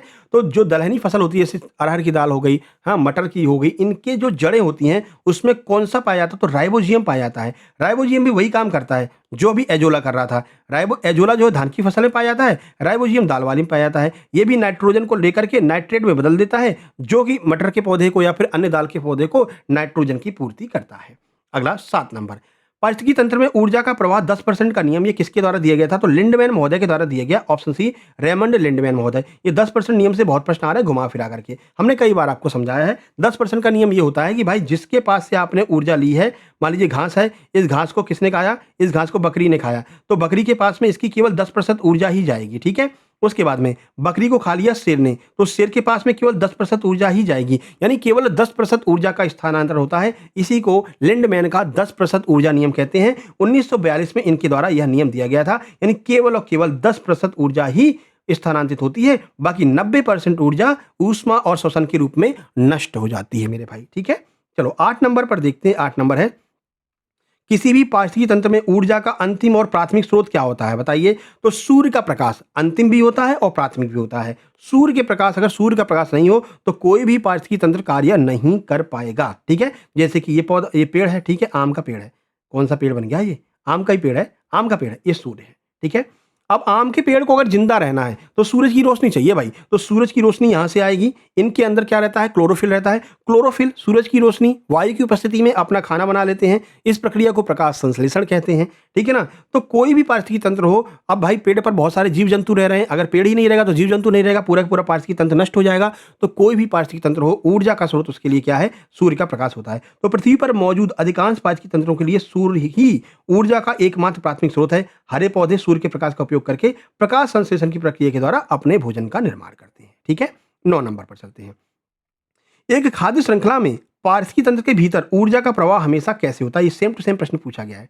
खाद्य श्रृंखला में जो पारिस्थितिकी तंत्र है इसमें ऊर्जा का प्रवाह कैसे होगा, तो एक दिशी होगा, ठीक है। कैसे, अभी आपको बताया था, वही घास वाला सिस्टम। घास को खा लिया किसने, बिल्ली ने, सॉरी बिल्ली कैसे घास को खा लेगी, मतलब बकरी ने, ठीक है, बकरी ने खा लिया। बकरी को किसने खा लिया, शेर ने खा लिया। या फिर घास को खा लिया उसने, क्या कहते हैं जो वो होता है तिलचट्टा, तिलचट्टे ने, तिलचट्टे को खा लिया सांप ने, सांप को खा लिया बाज ने। तो ये एक दिशा होता है, एक दिशा की तरफ, मतलब एक ही दिशा में ये बहता चला जाता है ऊर्जा का प्रवाह, ठीक है। 10-10% ऊर्जा एक दिशा ही होती चली जाती है, एक दिशा में ऊर्जा का प्रवाह होता है। तो एक खाद्य श्रृंखला में पारिस्थितिकी तंत्र के भीतर ऊर्जा का प्रवाह कैसा होता है, एक दिशी होता है। यह आपका ऑप्शन बी बिल्कुल सही आंसर हो जाएगा। आगे बढ़ें, ये देखिए प्रश्न नंबर 10, किसी पारिस्थितिकी तंत्र में ऊर्जा का पिरामिड, ऊर्जा पिरामिड से बहुत प्रश्न आ रहे हैं, ऊर्जा पिरामिड कैसा होता है। तो पारिस्थितिकी तंत्र की अगर हम बात करेंगे तो ऊर्जा पिरामिड हमेशा हमेशा सीधा रहेगा, ठीक है। तो पारिस्थितिकी तंत्र में ऊर्जा का पिरामिड सीधा होता है। समुद्र में ऊर्जा का पिरामिड उल्टा होता है, ये दोनों आपको ध्यान रखना है, ठीक है।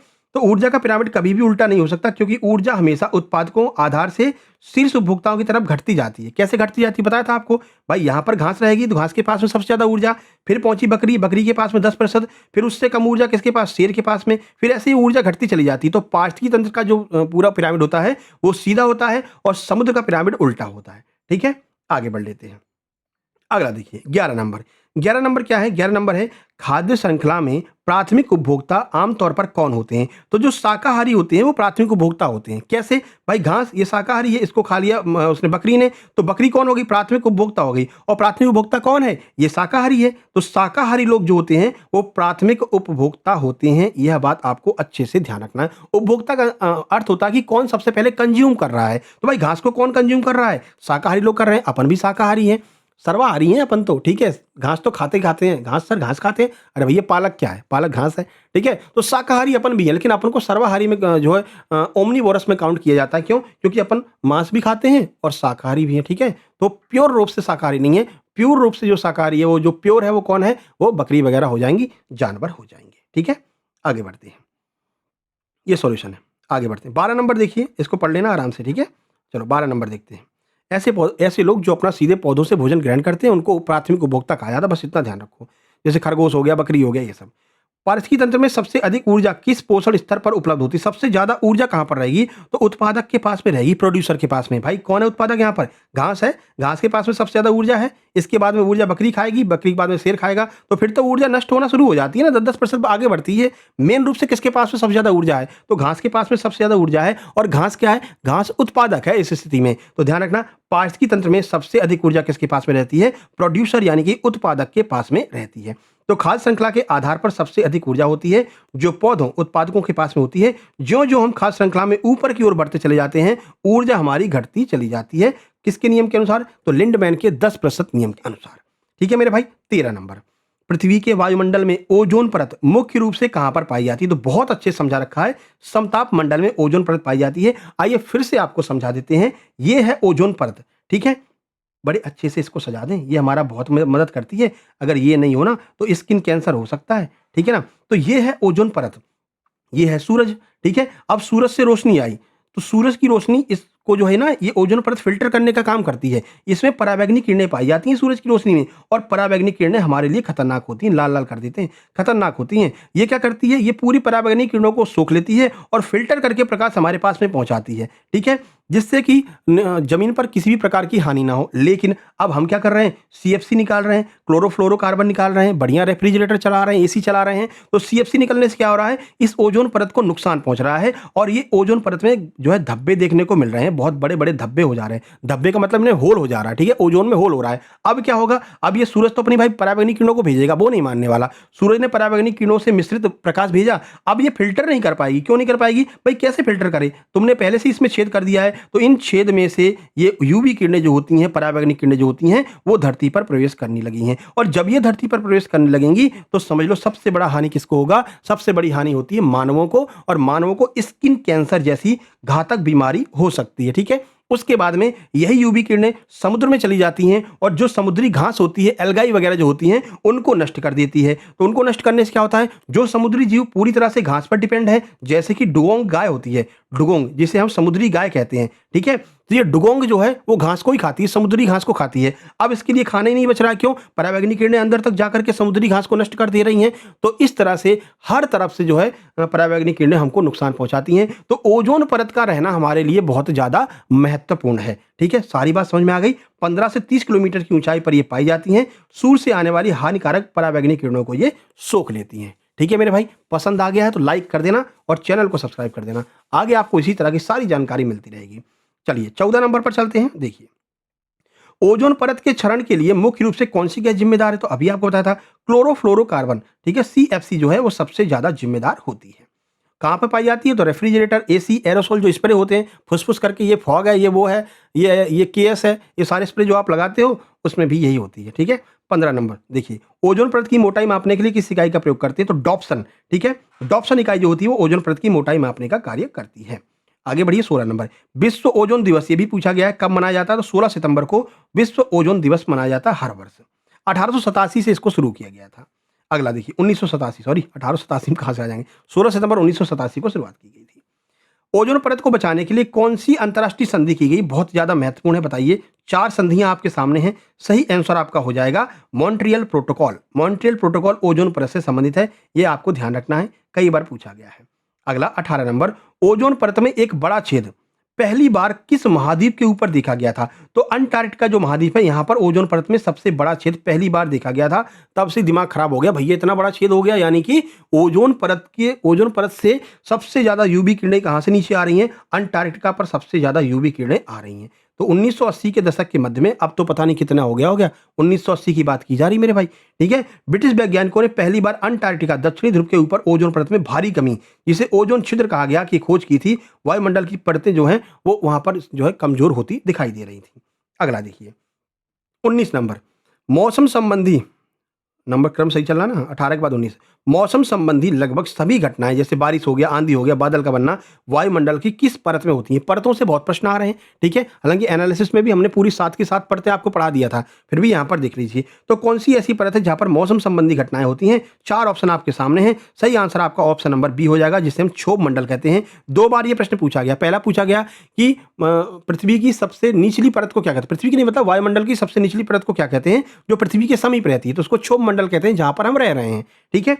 तो देखिए, क्षोभ मंडल वायुमंडल की सबसे निचली परत है। वायुमंडल का लगभग 75% द्रव्यमान और सभी जलवाष्प धूल के कण इसी परत में पाए जाते हैं, जिसमें सारी मौसमी घटनाएँ होती हैं। बिजली कड़क रही है, पानी बरस रहा है, ये सब यहीं पर होता है। अगला, कमर्शियल जेट विमान उड़ान भरने के लिए वायुमंडल की किस परत को सबसे आदर्श मानते हैं? कहाँ पर ये उड़ते हैं? तो समताप मंडल में, जहाँ पर ओजोन परत होती है, वहाँ पर ये सारे के सारे विमान उड़ते हैं, ठीक है? आगे 21, अंतरिक्ष से पृथ्वी के वायुमंडल में प्रवेश करने वाले उल्कापिंड, ये भी पूछा गया था, अभी पूछा गया था। उल्कापिंड किस परत में जल करके राख हो जाते हैं? तो मध्यमंडल में आते-आते पूरी तरह से राख हो जाते हैं, यानी मध्यमंडल जो है वो हमारी उल्कापिंड से रक्षा करता है, ठीक है? तो मध्यमंडल पाया कहाँ जाता है? समताप मंडल के ऊपर स्थित वायुमंडल की तीसरी परत है। यहाँ पहुँचने पर फ्रिक्शन के कारण उल्कापिंड जलने लगते हैं और पृथ्वी की सतह तक नहीं पहुँच पाते हैं। 22 नंबर देखिए, रेडियो संचार। रेडियो संचार के लिए वायुमंडल की कौन-सी परत महत्वपूर्ण है, जो रेडियो तरंगों को वापस पृथ्वी पर भेज देती है? बताइए, कौन-सी परत से रेडियो तरंगें वापस आती हैं? सही आंसर आयन मंडल हो जाएगा। आयन मंडल में रेडियो फ्रीक्वेंसी का काम वहाँ पर होता है, जो एफएम वगैरह हम सुनते हैं। 23 नंबर देखिए, क्षोभ मंडल में ऊंचाई के साथ-साथ तापमान घटने की सामान्य दर कितनी होती है? तो 1 डिग्री सेंटीग्रेड 165 मीटर पर घट जाता है। 165 मीटर आप जाओगे तो तापमान 1 डिग्री सेंटीग्रेड घट जाता है। इसीलिए जब हिमालय पर पहुँचते हो तो बर्फ जम जाती है वहाँ पर, ठीक है? क्योंकि वहाँ पर टेम्परेचर माइनस में पहुँच जाता है। चलिए 24 नंबर, वायुमंडल की सबसे बाहरी परत, आउटर लेयर को क्या कहा जाता है? तो बाह्यमंडल या फिर एक्सोस्फीयर कहते हैं, ये आपको ध्यान रखना है। आउटर लेयर से भी प्रश्न पूछा जा सकता है, ठीक है? तो इसमें क्या होता है, हवा अत्यंत विरल, बहुत ज़्यादा पतली हवा हो जाती है, ठीक है? और यहाँ पर कृत्रिम उपग्रह परिक्रमा करते रहते हैं, जो हमारे सैटेलाइट होते हैं वो यहीं पर परिक्रमा करते हैं, कहाँ पर? एक्सोस्फीयर में। अगला 25 नंबर देखिए, पृथ्वी के वायुमंडल में सबसे अधिक मात्रा में पाई जाने वाली गैस कौन-सी है? कौन-सी गैस सबसे ज़्यादा पाई जाती है? तो नाइट्रोजन पाई जाती है, सॉरी कार्बन नहीं, नाइट्रोजन, 78% नाइट्रोजन पाई जाती है अपने वायुमंडल में, ठीक है? चलिए अब हम देख लेते हैं इसरो। इसरो से भी काफ़ी प्रश्न पूछे जा रहे हैं। चंद्रयान, इसरो, यहाँ से आप देख रहे हैं लगातार प्रश्न बन रहे हैं। तो 20 प्रश्न हम आखिरी जो 20 प्रश्न हैं ये इसरो वाले हैं। इसरो, उनकी स्थापना, प्रमुख उपग्रह, प्रमुख उनके कार्यक्रम, यहाँ से देख लेते हैं। तो ये 5-6 टॉपिक आपके एकदम क्लियर हो जाएँगे। 6 टॉपिक करवा दिया, इसरो का नाम तो उसमें डाला ही नहीं है थंबनेल में। देखिए, तो इसरो की स्थापना किस वर्ष हुई थी? सब जानते हैं 1969 में इसरो की स्थापना हुई थी। आइए इनके बारे में जानकारी देख लेते हैं, ठीक है? भाई आज एग्जाम नहीं था तो हमने कहा आज पूरा एकदम डिटेल करवा देते हैं तुमको, ठीक है?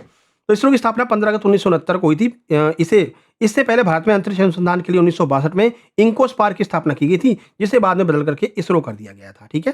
थोड़ा स्पीड तेज करते हैं ना, नहीं वीडियो बहुत लंबी हो जा रही है। भारतीय अंतरिक्ष कार्यक्रम का जनक किसको माना जाता है? सेम टू सेम यही प्रश्न पूछा है, सेम यही, एक शब्द भी इधर-उधर नहीं हुआ है अभी फॉरेस्ट गार्ड में, कि अंतरिक्ष का जो अपना कार्यक्रम चालू किया था, इसके जनक किसको माना जाता है? तो इसके जनक विक्रम साराभाई को माना जाता है। और आपको हमने बताया था कि जो चंद्रयान हमारा गया था, चंद्रयान में जो लैंडर था उसका नाम विक्रम इन्हीं के सम्मान में रखा गया था, ठीक है? तो डॉक्टर विक्रम साराभाई को भारतीय अंतरिक्ष कार्यक्रम का जनक माना जाता है। उनकी दूरदृष्टि और अथक प्रयासों के कारण ही भारत में अंतरिक्ष विज्ञान और अनुसंधान की मजबूत नींव रख पाई थी। अगला, भारत का पहला कृत्रिम उपग्रह कौन सा था? आर्यभट्ट जो है भारत का पहला कृत्रिम उपग्रह था। 19 अप्रैल 1975 को सोवियत रूस के प्रक्षेपण यान से हमने अपना लॉन्च किया था। भारतीय अंतरिक्ष अनुसंधान इसरो का मुख्यालय कहाँ पर है? तो भाई बेंगलुरु में, मुख्यालय भी पूछा गया था, ठीक है? लॉन्चिंग पैड श्रीहरिकोटा में है, आंध्र प्रदेश में, और मुख्यालय कहाँ पर? बेंगलुरु में है। ये गलत प्रश्न पूछ दिया था, है ना? उसमें ये हुआ ये था कि भाई लॉन्चिंग पैड पूछा था और ऑप्शन में मुख्यालय दिया गया था, तो वो प्रश्न गलत है, उसका एक्स्ट्रा नंबर मिल जाएगा सबको, ठीक है? चलिए 5 नंबर देखिए, चंद्रयान। चंद्रयान से बहुत प्रश्न आ रहे हैं, ठीक है? चंद्रयान 1 मिशन को किस प्रक्षेपण यान रॉकेट के द्वारा लॉन्च किया गया था? तो पीएसएलवी-C11 से चंद्रयान 1 को हमने लॉन्च किया था 22 अक्टूबर 2008 को सतीश धवन अंतरिक्ष केंद्र श्रीहरिकोटा से लॉन्च किया था, ठीक है? पीएसएलवी-C11 के द्वारा। चंद्रयान 1 मिशन की सबसे बड़ी और ऐतिहासिक खोज क्या थी? ये प्रश्न सेम टू सेम पूछा गया है। डिप्टी जेलर एग्जाम में सेकंड शिफ्ट में। तो चंद्रमा की सतह पर उन्होंने बर्फ के रूप में पानी की खोज कर ली थी, ठीक है ना। यही आपका हो जाएगा चंद्रमा की सतह पर पानी के अणुओं की खोज करना। ये चंद्रयान-1 पर लगे उपकरण मून मिनरलॉजी मैपर के द्वारा ये बताया गया भाई चंद्रमा की सतह पर जो पानी तो है लेकिन बर्फ के रूप में जमा हुआ है, ठीक है। आग जलाना पड़ेगा तब पानी मिल पाएगा वहां पर। अगला, अब आग जल नहीं सकती भाई, वायुमंडल में अगर वायु नहीं है तो आग कैसे जलेगी, ऑक्सीजन की आवश्यकता पड़ती है। देखिए चंद्रयान-2 मिशन के रोवर का क्या नाम था, तो चंद्रयान मिशन का जो 2 गया था उसका रोवर था, उसका नाम प्रज्ञान था, बेचारा बाहर नहीं निकल पाया, ठीक है। विक्रम लैंडर ने पूरी दिक्कत कर दी। विक्रम लैंडर इस तरह से लैंड हुआ कि भाई वो गिर गया कहीं पर, ठीक है, तो उल्टा गिर गया है, अब प्रज्ञान बाहर नहीं निकल पा रहा है तो बेचारा वहीं पर पड़ा हुआ है, ठीक है। फिर हमने चंद्रयान-3 लॉन्च किया, आराम से उतर गए अपने दक्षिणी ध्रुव पर, कोई दिक्कत नहीं है। तो प्रयास करते रहना चाहिए, एक वैकेंसी में नहीं हुआ तो दूसरी में होगा, एमपी पुलिस में हो जाएगा, एमपी पुलिस में नहीं हुआ आबकारी में हो जाएगा, आगे और वैकेंसी पटवारी आ रही पटवारी में हो जाएगा, ठीक है। चलिए, तो चंद्रयान-2 मिशन 2019 में लैंडर का नाम विक्रम था, विक्रम साराभाई के सम्मान में। रोवर का नाम प्रज्ञान रखा गया था। प्रज्ञान एक संस्कृत शब्द है जिसका अर्थ ज्ञान होता है। चंद्रयान-3 में भी यही नाम रखे गए थे। चंद्रयान-3 में नाम चेंज नहीं किया उन्होंने, ऐसा नहीं कि भाई नाम ही चेंज कर दो, ठीक है। फिर बाद में प्रज्ञान आराम से उतर गया था, सारी खोज उन्होंने की थी। चंद्रयान-3 चंद्रमा के दक्षिणी ध्रुव पर किस तिथि को सफलतापूर्वक उतरा था, तो 23 अगस्त 2023 को यह सफलतापूर्वक उतरा था। देखिए, तो 6:04 पर चंद्रयान-3 का लैंडर मॉड्यूल चंद्रमा के दक्षिण ध्रुव के पास सफलतापूर्वक उतरा। इसके साथ ही भारत चंद्रमा के दक्षिण ध्रुव पर उतरने वाला दुनिया का पहला देश बन गया था। और इस दिवस को याद करते हुए हम राष्ट्रीय अंतरिक्ष दिवस के रूप में इसको मनाते हैं, किसको, 23 अगस्त को, ठीक है। आगे बढ़े। अगला, चंद्रमा की सतह पर उस स्थान को क्या नाम दिया गया जहां चंद्रयान-3 का लैंडर उतरा था, तो उसको हमने शिव शक्ति पॉइंट नाम दिया जहां पर चंद्रयान-3 का लैंडर उतरा था। तो प्रधानमंत्री नरेंद्र मोदी ने घोषणा की थी चंद्रमा पर जिस बिंदु पर चंद्रयान-3 उतरेगा है उसे शिव शक्ति पॉइंट कहा जाएगा। वहीं जिस स्थान पर चंद्रयान-2 ने अपने पदचिन्ह छोड़े थे, जहां पर क्रैश हुआ था, उसे तिरंगा पॉइंट नाम दिया गया है, ठीक है। आगे बढ़ते हैं। 10 number, Mangalyaan Mars orbital mission जिसे एमओएम कहते हैं, इसरो ने किस वर्ष मंगलयान को लॉन्च किया था, और पहले ही प्रयास में हम मंगल पर पहुंच गए थे, 2013 में लॉन्च किया था। पहले प्रयास पर मंगल पर पहुंचने वाला भारत पहला देश बन गया था मेरे भाई, ठीक है। तो मंगलयान को 5 नवंबर 2013 को पीएसएलवी C-25 के द्वारा लॉन्च किया गया। 24 सितंबर 2014 को सफलतापूर्वक मंगल की कक्षा में स्थापित हो गया था। 11, अंतरिक्ष में मानव को भेजने वाले इसरो के पहले स्वदेशी मिशन का नाम क्या है, तो गगनयान है, जिसमें हम प्रयास कर रहे हैं कि अपने यात्रियों को स्वयं से ले जाकर के अंतरिक्ष में छोड़ेंगे, ठीक है। तो गगनयान पर अभी भी काम चल रहा है। आगे 12 नंबर, इसरो का सबसे भारी और शक्तिशाली प्रक्षेपण यान रॉकेट कौन सा है, बताओ कौन सा रॉकेट है, तो सही आंसर हो जाएगा LVM-3। कौन सा, LVM-3, GSLV Mark 3 इसको नाम दिया गया है। ये सबसे शक्तिशाली रॉकेट लॉन्चर है, बाहुबली के नाम से जानते हैं इसको, ठीक है। तो जिसे GSLV Mk3 कहा जाता है, इसरो का सबसे शक्तिशाली भारी रॉकेट है, इसे इसरो का बाहुबली भी कहा जाता है। चंद्रयान-2 और चंद्रयान-3 इसी रॉकेट से लॉन्च किए गए थे, ठीक है। तो बाहुबली रॉकेट से लॉन्च किया था, तब जाके पहुंच पाए थे। 13, फरवरी 2017 में इसरो ने किस रॉकेट की मदद से एक ही उड़ान में 104 उपग्रह को लॉन्च करके विश्व रिकॉर्ड बनाया था, तो PSLV C-37 के द्वारा 104 उपग्रह लॉन्च कर दिए थे, और ऐसा करने वाला पहला देश बन गया था, ठीक है। और 96 उपग्रह तो अमेरिका के थे, ठीक है। अमेरिका आ गया था, भैया हमारे उपग्रह पहुंचा दो, हाँ ठीक है पहुंचा देते हैं, इसरो ने ये कारनामा कर दिया था। 15 फरवरी 2017 को PSLV C-37 का उपयोग करके एक साथ 104 उपग्रह, 96 उपग्रह अमेरिका के थे, अंतरिक्ष में स्थापित करके ऐतिहासिक विश्व रिकॉर्ड भारत ने बनाया था। और तब भी ट्रंप चचा मान नहीं रहे, टैरिफ पे टैरिफ लगाए चले जा रहे हैं। ऐसा नहीं होता है, तुम्हारे 96 रॉकेट और तुम्हारे 96 सैटेलाइट हमने पहुंचा दी थी, उसका एहसान नहीं मान रहे हैं, एहसान फरामोश हो गए हो, गलत बात है। अगला, सूर्य के अध्ययन के लिए इसरो द्वारा लॉन्च किए गए पहले भारतीय अंतरिक्ष मिशन का क्या नाम है, बहुत महत्वपूर्ण है, आदित्य L1। ये 3-4 बार पूछा जा चुका है एपटेक के द्वारा, ये आपके एग्जाम में भी आएगा, ठीक है। Aditya L1, Aditya L1 option C हो जाएगा, ठीक है। इसको PSLV C-57 रॉकेट से लॉन्च किया गया था। लगभग 15 लाख किलोमीटर लैंग्राज पॉइंट पर रहकर के सूर्य की गतिविधियों का अध्ययन करेगा, ठीक है। तो कहां पर स्थापित है, लैंग्राजियन जो पॉइंट है वहां पर ये रुक गया है, वहीं से सूर्य का अध्ययन कर रहा है। इसके आगे जाएगा तो जल जाएगा बेचारा, ठीक है। सूरज की रोशनी बहुत तगड़ी होती है। अच्छा, कोरोना क्या होता है बताओ, कोरोना वो बीमारी नहीं है, कोरोना या किरीट, कोरोना या किरीट किसको कहते हैं, तो सूर्य के चारों तरफ 6000 केल्विन की जो परत होती है उसको कोरोना या फिर किरीट कहा जाता है। अगला देखिए, भारत की अपनी क्षेत्रीय नेविगेशन सैटेलाइट प्रणाली का क्या नाम है, तो जो नेविगेशन करती है, कहते नहीं भाई लोकेशन भेज दो अपनी, ठीक है। तो वो लोकेशन कैसे भेज लेते हो, तो हमारी सैटेलाइट काम कर रही है, तो इसको हम क्या कहते हैं, नाविक कहते हैं। नाविक भी बहुत पूछी गई है एपटेक के द्वारा, ठीक है। तो ये नाविक है जिसे हम navigation with Indian constellation, Bharat का स्वदेशी सैटेलाइट नेविगेशन सिस्टम है, जिसे भारत के GPS के विकल्प के रूप में विकसित किया गया है। और आज जो हम अपनी लोकेशन शेयर करते हैं वो इसकी मदद से ही शेयर कर पा रहे हैं। इसरो को धन्यवाद देना चाहिए लोकेशन लगा दी, पहुँच गए। नहीं तो घूमते रहते, इनसे पूछो, उनसे पूछो, पान की दुकान पर पूछो, पानी की दुकान पर पूछो, वो सारा सिस्टम खत्म कर दिया लोकेशन ने। शिक्षा के क्षेत्र के लिए विशेष रूप से समर्पित भारत का पहला उपग्रह कौन-सा है? तो एजुसेट है, ठीक है? एजुसेट है 2004 में इसको लॉन्च किया गया था। इसका तकनीकी नाम जीसैट 3 भी था, ये भी ध्यान रखना। आगे 17 इसरो के वर्तमान अध्यक्ष 2024 के अनुसार कौन है? जिनके नेतृत्व में चंद्रयान 3 मिशन लॉन्च किया गया था, तो एस सोमनाथ हैं जो वर्तमान में हमारे अध्यक्ष हैं, ठीक है? इसरो के। 2022 में पदभार संभाला था चंद्रयान 3 और आदित्य L1 ये दोनों इनके टाइम पर ही लॉन्च किए गए थे, ठीक है ना? तो ये ध्यान रखना है, इनके टाइम पर पूछ रहा है कि भाई ये दोनों किसके टाइम पर लॉन्च किए गए? तो एस सोमनाथ के टाइम पर लॉन्च किए गए। बाकी ये बदलते रहें तो अपने हिसाब से करंट अफेयर में आपको अपडेट करते रहेंगे। फिलहाल ध्यान रखना ये तीनों पूछे गए कि ये किसके टाइम पर लॉन्च किए गए थे? तो एस सोमनाथ के टाइम पर लॉन्च किए गए थे। 18 देखिए कह रहे हैं सतीश धवन अंतरिक्ष केंद्र एसडीएससी जहां से अपने रॉकेट लॉन्च करता है किस राज्य में है? तो अभी बताया था आपको आंध्र प्रदेश में सतीश धवन अंतरिक्ष केंद्र जहां से हम अपने रॉकेट्स को लॉन्च करते हैं। 19 इसरो द्वारा विकसित किए गए पुनः प्रयोज्य प्रक्षेपण यान इसका नाम क्या रखा गया है? इसको दोबारा से आप यूज कर सकते हैं, तो इसको हम RLV पुष्पक कहते हैं। क्या कहते हैं? RLV पुष्पक कहते हैं, जिसका रीयूज किया जा सकता है प्रक्षेपण यान का। चलिए 1 जनवरी 2024 को इसरो ने ब्लैक होल और न्यूट्रॉन तारों का अध्ययन करने के लिए कौन सा उपग्रह लॉन्च किया था 1 जनवरी 2024 को? तो हमने एक्सपोसैट, ये पूछा गया है आपके अभी डिप्टी जेलर के एग्जाम में। परसों वाले शिफ्ट में पूछा गया, परसों की सेकंड शिफ्ट में। कौन सा उपग्रह लॉन्च किया? एक्सपोसैट लॉन्च किया। हमने एग्जाम एनालिसिस में इसको कराया भी है, ठीक है? तो 1 जनवरी 2024 को ये डेट देकर के पूछा था कौन सा उपग्रह लॉन्च किया है? तो एक्सपोसैट को लॉन्च किया है PSLV 358 के द्वारा रॉकेट के जरिए एक्सपोसैट को हमने लॉन्च किया है, ठीक है? ये ब्लैक होल, पल्सर, इनकी सारी जानकारी हमको देगा। तो इस तरह से आपके ये 110 प्रश्न कंप्लीट होते हैं। बाकी आप यहाँ पर रिस्पांस दे सकते हैं जिन लोगों ने नोट्स लिया था उनका। ये MP जेल पहरी जेल अधीक्षक 2026 व्हाट्सएप ग्रुप में ऐड है, इन्होंने नोट्स लिए थे, व्हाट्सएप ग्रुप ज्वाइन किया है, ठीक है? देखिए सर आपके नोट्स से बहुत सारे क्वेश्चन आए हैं, ये एग्जाम देकर आए, इनके 82 नंबर आए हैं, ठीक है ना? और आपको बहुत-बहुत धन्यवाद सर। और वर्ग 2 की भी नोट्स इनको चाहिए, तो वर्ग 2 पर अभी हम काम कर रहे हैं, ठीक है? उसके बाद में गुड मॉर्निंग सर, लाइफ में पहली बार ऐसे नोट्स देखे हैं, कितनी मेहनत लगी होगी बनाने में? मेहनत को देखते हुए बहुत ही प्राइस इसका जो है बहुत कम है, ठीक है? तो हमारा ये उद्देश्य रहता है कि रीजनल प्राइस में यानी कि कम प्राइस में सभी लोगों तक नोट्स पहुँच सके, जिससे आपका भी काम हो सके और हमारा भी हो सके। भाई हम भी अपने जितने स्टाफ हैं उनको सैलरी दे सकें और आप भी ₹149 की व्यवस्था तो लगभग हर कोई कर लेता है भाई, अब इतना तो कर ही सकते हो, है ना? इतना व्याप हमको दे रहे हो, थोड़े नोट्स के लिए इतना नहीं कर सकते हो क्या, है ना? नौकरी मिल सकती है ना 149 में। अरे उसको तो छोड़ो, हमारे इन्हीं नोट्स को डाउनलोड करके नाम और लोगो चेंज करके एक महाशय हैं, क्या ही कहें उनको, ₹299 में बेच रहे हैं। कहाँ पर? अपने ऐप पर डाल दिया है, ठीक है? इसके अलावा हम 149 में प्रैक्टिस सेट भी आपको दे रहे हैं। वो वहाँ से हमारे प्रैक्टिस सेट को डाउनलोड करके और 199 में प्रैक्टिस सेट बेच रहे हैं, टेस्ट सीरीज चालू कर दी है, ठीक है? तो ऐसे-ऐसे लोग भी पड़े हुए हैं, हाँ? तो मतलब हम 149 में सारी चीज़ें दे रहे हैं, वो 299 की अलग से नोट्स दे रहे हैं और 199 की अलग से टेस्ट सीरीज चालू कर रहे हैं, ठीक है? और हमारे ग्रुप में जुड़े हैं, हम ढूँढ नहीं पा रहे हैं कि किस नाम से, नहीं उनको ब्लॉक कर दें हम, ठीक है?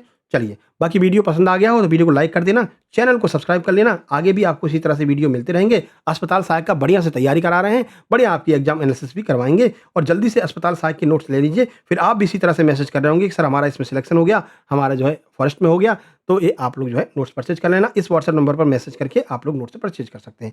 चलिए मिलते हैं नेक्स्ट वीडियो में, वीडियो को लाइक, चैनल को सब्सक्राइब कर देना। वीडियो पसंद आ गया हो तो अपने विचार अपने कमेंट बॉक्स में ज़रूर देना। तब तक के लिए नमस्कार, धन्यवाद।